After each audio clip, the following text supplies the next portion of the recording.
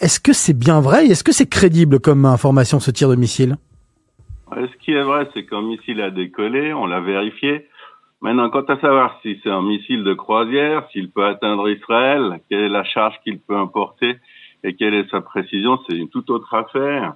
Parce que comme souvent avec les Iraniens, même sur les photos des nouvelles armes qu'ils présentent, eh bien les experts occidentaux, dont ceux de la MENA, dont Jean Sadiq, remarquent de sévères anomalies au niveau du vol, au niveau, ça n'a pas forcément l'air de ce qu'ils annoncent que c'est. Et n'oublions pas que face à Israël et aux Occidentaux, aucun missile iranien d'aucune sorte n'a jamais atteint sa cible, Jim. Stéphane, comment est-ce que vous pouvez dire qu'aucun missile iranien n'a jamais atteint aucune cible? C'est la vérité, Jim. Et pas uniquement aucun missile, ils n'ont pas été capables de nous atteindre, ne serait-ce qu'avec une balle de fusil. Pourtant, c'est pas force d'avoir essayé. Leur dernière tentative, on a parlé il y a pas longtemps, c'est un missile intercepté au-dessus des pistes de ski du Hermon. Et puis, par exemple, durant la guerre civile, ils ont lancé 5 missiles de croisière sur les combattants sunnites de Daesh en Syrie. 3 sont tombés en Irak. Un a atterri à 50 kilomètres de l'objectif, dans le désert. Et puis, on est même sans nouvelles du 5e. On n'a jamais su ce qu'il en était devenu. Alors, en termes de prouesse technique et technologique, les Iraniens ont tout de même lancé des satellites dans l'espace, non? Ils ont surtout essayé. Leur dernier échec remonte à moins d'un mois. Ils ont aussi massacré un singe il y a un peu plus longtemps, qui est mort malheureusement quand il a quitté l'atmosphère terrestre. Mais ils sont pas parvenus à placer de satellites durablement en orbite. Ce qu'on peut dire, c'est que leur principal mérite consiste à ne pas baisser les bras et à continuer d'essayer. Et puis, il faut bien dire qu'on ne les aide pas. Il y a eu un incendie la semaine dernière dans leur principal centre de recherche spatiale. J'imagine que vous en avez parlé dans les informations de Radio Judaïka.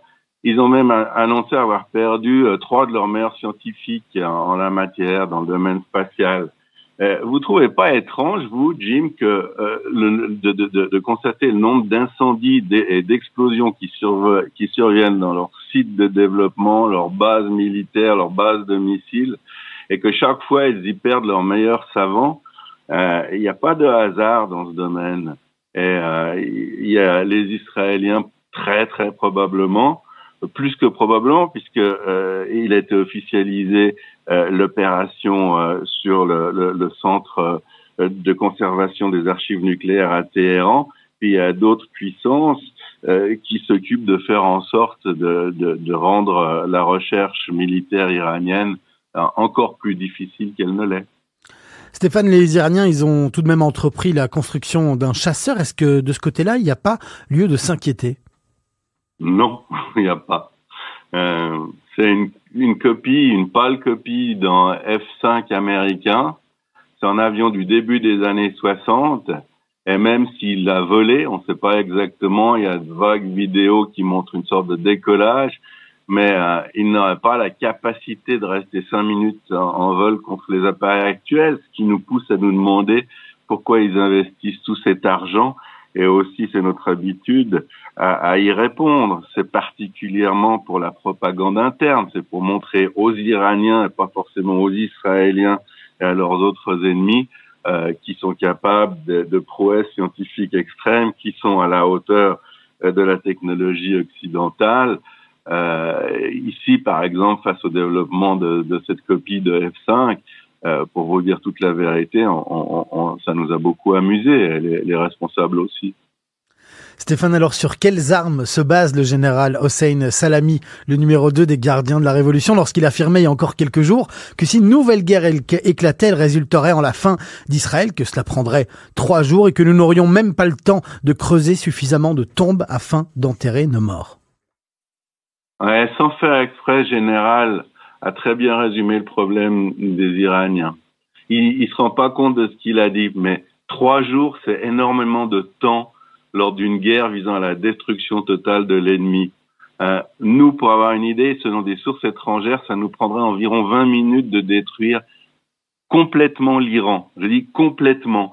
Et il ne s'agirait pas d'une expérience aléatoire. Alors je souligne, aucun général israélien, aucun homme politique israélien n'a menacé de détruire, d'anéantir l'Iran.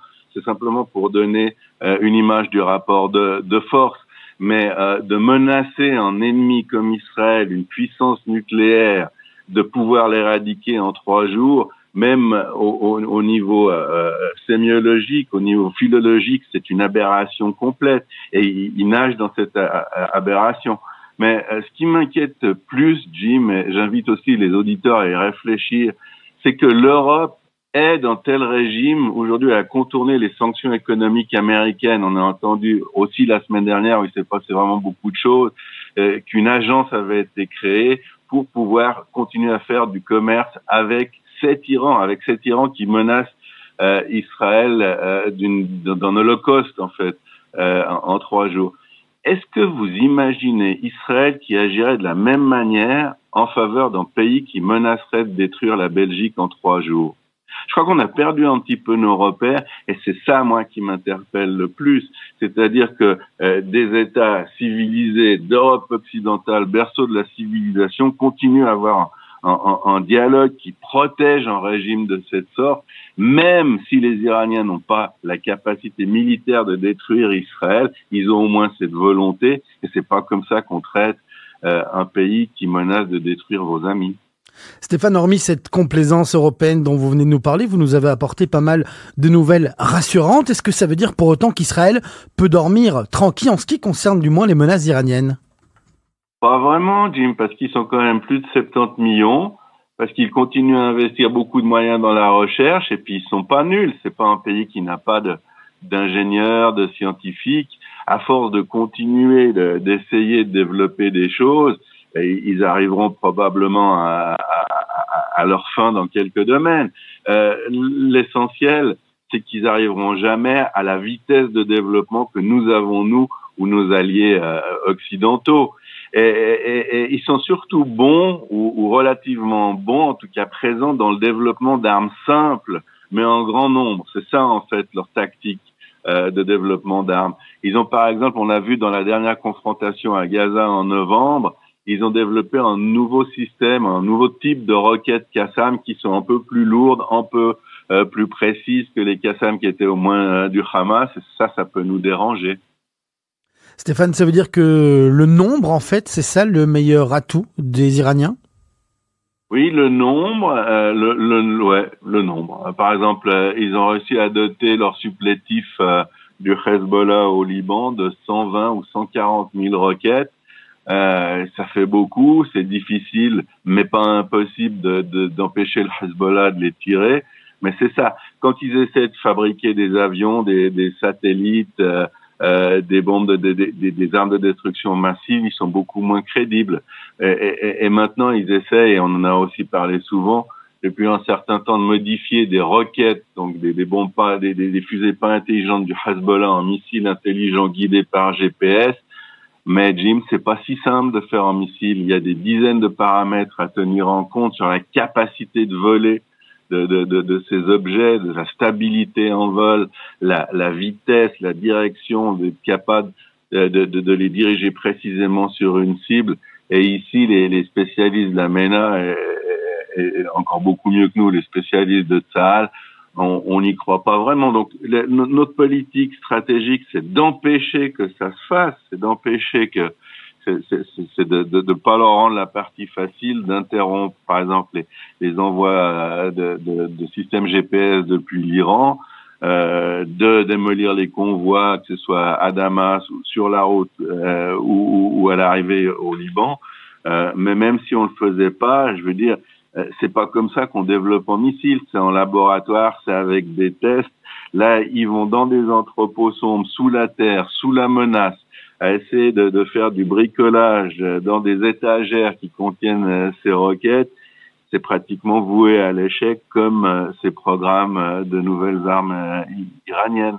Donc, Israël a un très net avantage. Plus les armes sont sophistiquées, plus Israël a un avantage. Et ce qui nous dérange plus, c'est la proximité de ces nombreuses armes. On le dit, je répète ce que vous avez vous-même dit, Jim, la proximité de ce grand nombre d'armes très simples, que ce soit à Gaza, dans le Golan ou au Liban, en grand nombre de soldats, la capacité d'en perdre, parce que j'ai dit que les Iraniens n'avaient pas tiré même une balle de fusil sur Israël, mais nous, on a probablement éliminé entre 3 et 5 000 gardiens de la Révolution. Le corps qui est commandé par ce général qui affirme qu'il va nous détruire en 3 jours.